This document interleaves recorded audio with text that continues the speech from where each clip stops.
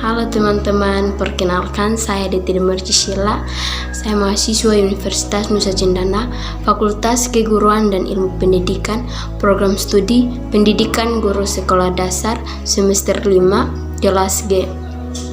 Di sini saya akan membuat video praktikum yang kedua, yaitu mengamati struktur bunga kembang sepatu. Sebelum mulai dengan video praktikum ini, kita perlu mengetahui apa itu bunga kembang sepatu. Kembang sepatu adalah tanaman semak suku Malvaceae yang berasal dari Asia Timur dan banyak ditanam sebagai tanam hias di daerah tropis dan subtropis. Bunga besar berwarna merah dan tidak berbau.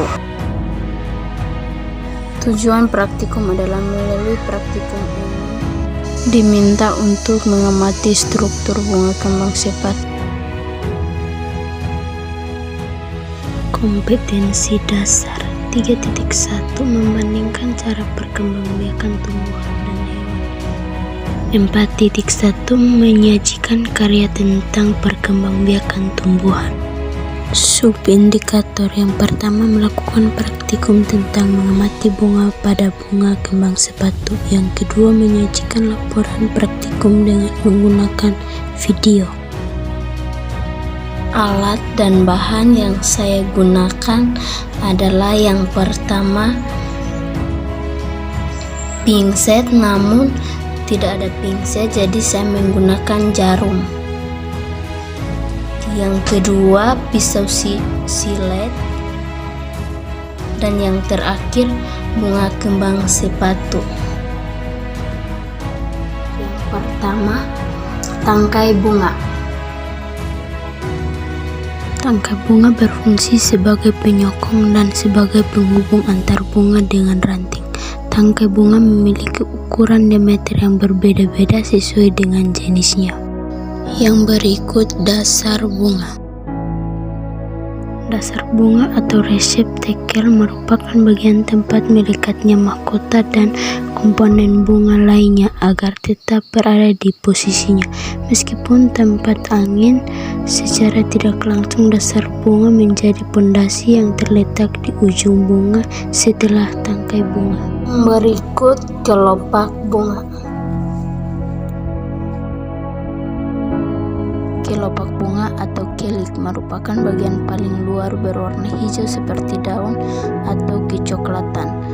Berfungsi untuk melindungi mahkota pada saat kuncup. Kelopak bunga akan berbuka pada saat mahkota bunga mekar sempurna. Sebenarnya kelopak bunga merupakan modifikasi dari daun. Yang berikut mahkota bunga. Mahkota bunga merupakan bagian paling mudah dikenal karena berukuran besar dan berwarna mencoklat. Bagian ini berfungsi membantu penyembukaan bunga dengan menarik perhatian para serangga agar hinggap. Selain itu, tugas mahkota juga melindungi alat reproduksi bunga, putik dan benang sari. Petal atau kelopak pada mahkota bunga umumnya berjumlah 5 helai dan terletak pada lingkar dalam kelopak bunga. Mengamati benang sari, mari kita singkirkan mahkota bunga. Adalah benang sari. Bunga memiliki 2 organ reproduksi, yaitu putik dan benang sari.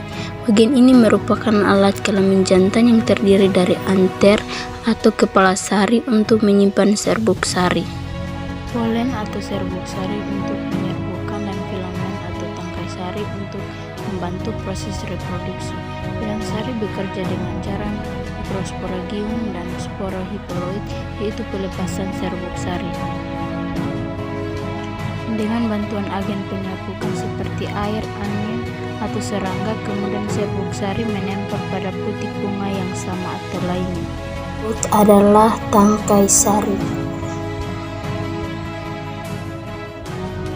Tangkai sari adalah bagian dari benang sari yang berfungsi untuk membuat posisi kepala sari berada cukup tinggi dari bunga. Ini kepala sari.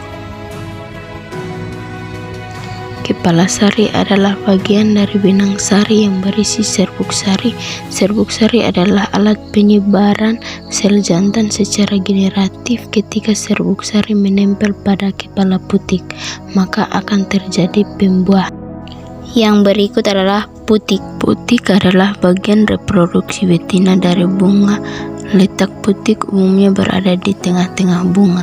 Di dalamnya terdapat sel telur yang sangat berguna ketika proses pertumbuhan tanaman. Tangkai putik adalah bagian bunga yang terdapat antara kepala putik dan bakal buah. Tangkai putik berfungsi sebagai penyangga kepala putik supaya tetap dalam posisi seharusnya. Di dalamnya terdapat ruang untuk jalan lewatnya polen ke inti generatif. Kepala putik adalah bagian bunga yang berada pada ujung tangkai sari. Kepala putik mempunyai fungsi sebagai penyalur bakal dari biji agar dapat melalui proses penyerbukan secara sempurna. Bakal buah atau ovari adalah bagian dari sebuah putik bunga di mana di dalamnya terdapat sel-sel telur yang apabila telah melalui proses penyerbukan akan menjadi buah. Bakal buah berfungsi sebagai tempat terjadinya pembuahan, yaitu proses peleburan antara sel telur betina dan jantan yang kemudian menghasilkan bakal buah. Bakal biji biasanya banyak ditemukan pada tumbuhan berbiji. Bakal biji berfungsi untuk melindungi sel telur dan menjadi tempat pertemuan antara sel-sel telur yang akan dibuahi. Bakal biji terletak di dalam bakal buah. Dari hasil pengamatan dapat disimpulkan bahwa bunga kembang sepatu merupakan kelompok bunga sempurna karena memiliki dua alat perkembangbiakan dalam satu bunga, yaitu putik dan benang sari.